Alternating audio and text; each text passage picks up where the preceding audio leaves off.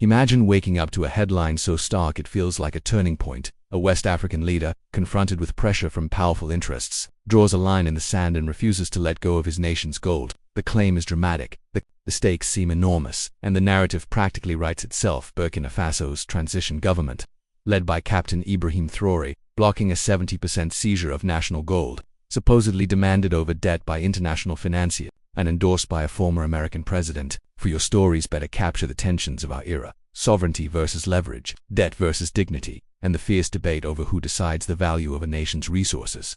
But compelling headlines are not the same as verifiable facts, and any responsible analysis must separate allegation from evidence, signal from noise, and symbolism from the hard mechanics of finance, law, and statecraft. In that space between the rumor and the record lies the real question: if such a confrontation were unfolding or were to unfold, what would it actually mean for Burkina Faso, for West African regional dynamics, and for the global conversation about resource control? Begin with what we know and what we do not. Burkina Faso has, in recent years, pursued a deliberate strategy to increase national control over its gold sector, including revising its mining code, nationalizing certain industrial assets, and strengthening state participation vehicles. These moves are a matter of public record, reflected in official decrees and reported by reputable outlets. They mark a decisive effort to capture more of the value generated by the country's most important export and to insulate national policy from external pressure. They also occur against a complex backdrop of conflict, displacement, and strain, where the government seeks revenues to fund security and social priorities in the face of long-standing insurgent violence. In parallel, authorities and independent monitors have had to confront waves of online claims about finances and reserves that do not always align with verified data, including assertions that all external debt had recently been paid off, that have been publicly disputed by fact-checkers. The allegation that a 70% portion of Burkina Faso's gold might be seized to settle debt raises immediate red flags for anyone familiar with sovereign finance. International institutions such as the International Monetary Fund do not operate by confiscating a member state's bullion. Their toolkit centers on program conditionality, balance of payments, support, surveillance, and policy dialogue, not physical seizure of assets. Likewise, whatever political rhetoric swirls around a former or current American president, the United States government does not possess unilateral authority to impound another country's sovereign gold reserves without legal grounds and due process, particularly not when the metal is held domestically under the control of that state. Where a state's assets are located abroad, say in a custodian's vault, legal disputes can arise, but they are adjudicated through complex proceedings, not executive fee. And when the claim rests on a 70% figure without accompanying documentation, no court order, no treaty clause, no security agreement disclosed, prudence dictates a careful, skeptical reading. This is not to dismiss the possibility that creditors can and do exert pressure, nor to ignore the reality that debt restructurings can demand painful concessions. It is to insist that rhetoric about seizure must be tested against how the system actually works. Still, the reason such a headline resonates is that it speaks to real anxieties about debt and leverage, especially in countries where a single commodity dominates exports.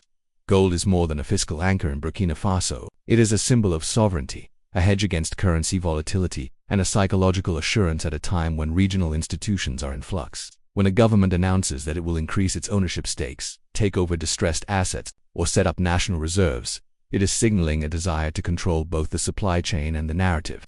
It is also responding to a genuine structural problem: the historical leakage of value from extractive sectors through transfer pricing, opaque subcontracting, and the externalization of profits. Policy, in this context, is not only about revenue, it is about legitimacy. If citizens believe their resources are finally being marshaled for national priorities, they accept short-term turbulence in exchange for a promise of long-term dignity. To understand what happens next in any plausible confrontation over gold and debt, we must examine the mechanics. First is the legal architecture. Modern mining codes typically define state participation, royalty rates, stability clauses, and conditions for license withdrawal or nationalization. Revisions to Burkina Faso's mining framework have increased the state's share in projects and clarified the role of state-owned vehicles. When a government nationalizes an asset or increases its carried interest, it is not arbitrarily confiscating metal. It is altering the ownership and cash flow rights according to law.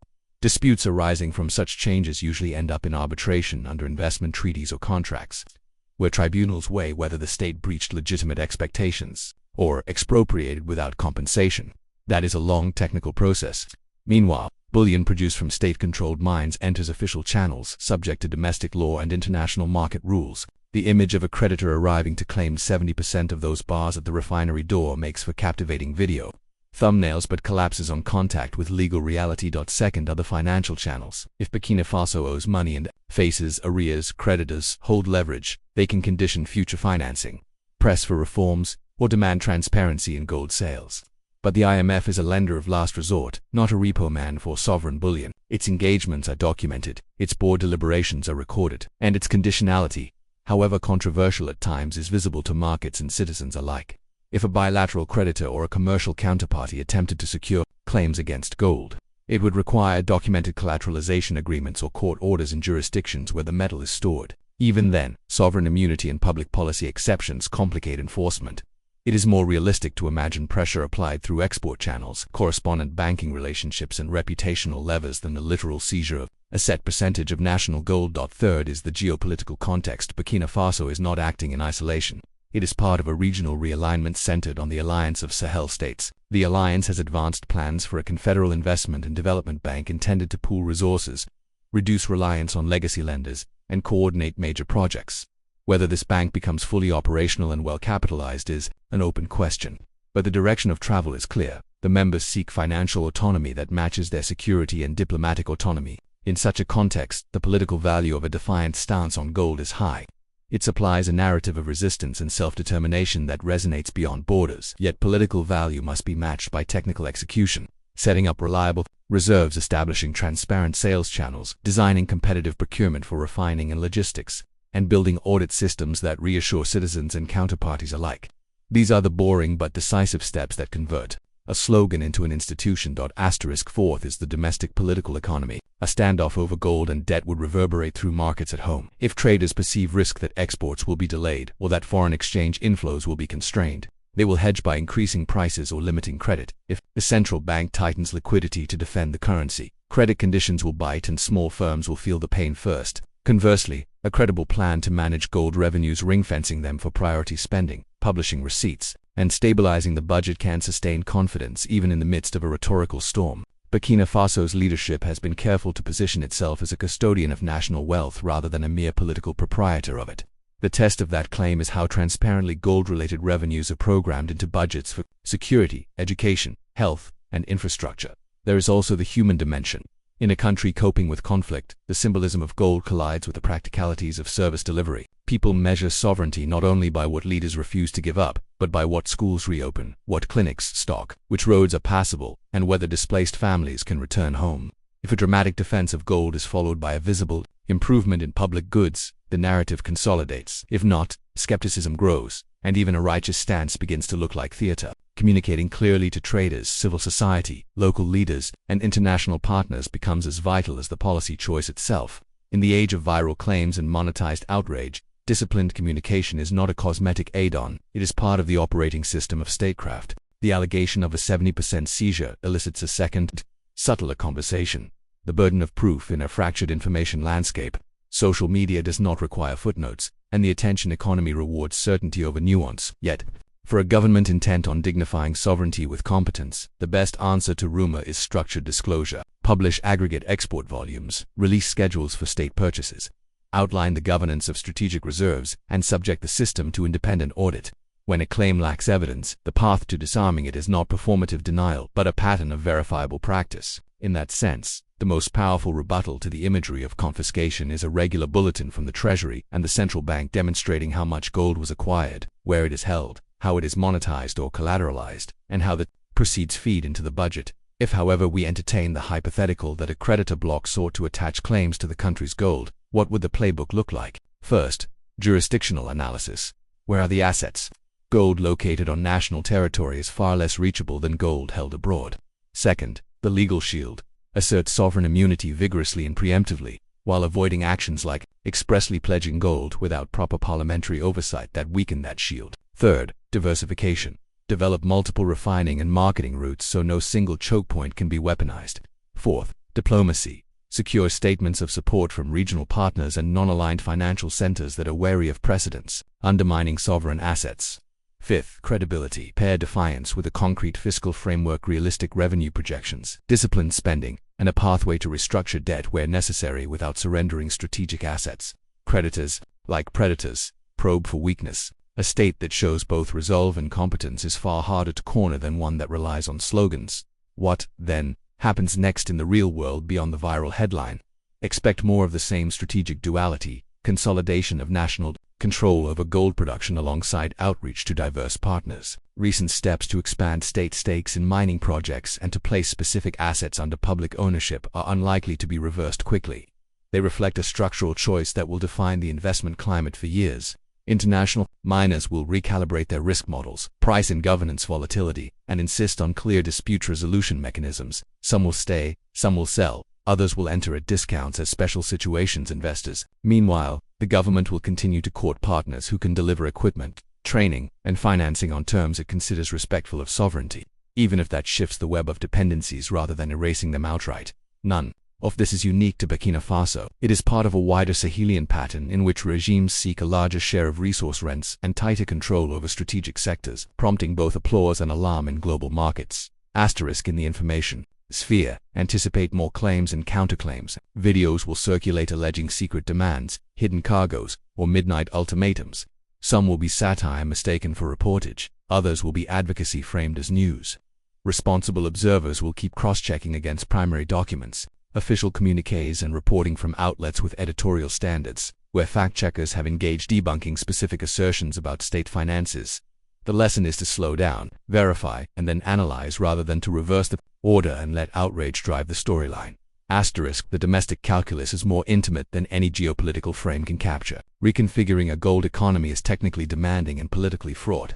Professionalizing state-owned enterprises, setting transparent procurement for mine services, managing artisanal mining without criminalizing livelihoods, enforcing environmental standards, and ensuring communities around mines see tangible benefits. Each of these is a field of reform unto itself. If the government can show progress here, the narrative of sovereignty will be anchored in daily life. If not, the rhetoric will ring hollow. Investments in training geologists, metallurgists, auditors, environmental officers, and negotiators are as important as any televised decree. Institutions, not only intentions, determine whether a resource strategy succeeds. There is also the regional horizon. By deepening coordination within the alliance of Sahel states and inching forward with a confederal bank, the members signal that financial architecture can be political architecture by other means. If the bank matures and wins credibility, it may help intermediate project finance on terms more aligned with regional priorities. If it falters, the experiment will still have reshaped expectations about what kind of institutions the region wants. In either case, a gold policy that is legible and lawful will attract more partners than a policy that is merely defiant. Sovereignty that invites disciplined collaboration is more sustainable than sovereignty that relies solely on confrontation. Asterisk finally. Return to the image that launched this conversation. A leader, a vault, a nation's wealth, and the specter of seizure. The power of that image lies in its clarity. The work of governing is murkier, slower, and more cumulative. If Burkina Faso insists that its gold is a public trust, then it must steward that trust with the sobriety of a fiduciary. Publish the numbers, strengthen the laws, train the people who run the mines, the refineries, the treasury back office, and the audit teams. Negotiate hard with counterparties, but negotiate with documentation and discipline. Diversify trading routes and counterparties, but resist swapping one dependency for another. Invite scrutiny at home, because legitimacy without accountability is an illusion. There is a world of difference between a headline that thrills and a balance sheet that heals. One can be generated in a few hours. The other is earned over years of consistent choices. If allegations of a 70% grab are unfounded, then say so while walking citizens through how the system actually works, how gold is safeguarded, and how its proceeds reach schools, clinics, and roads. If pressure is real but informal, whispered conditions, gestured threats, then meet it with calm diversification and equally calm disclosure.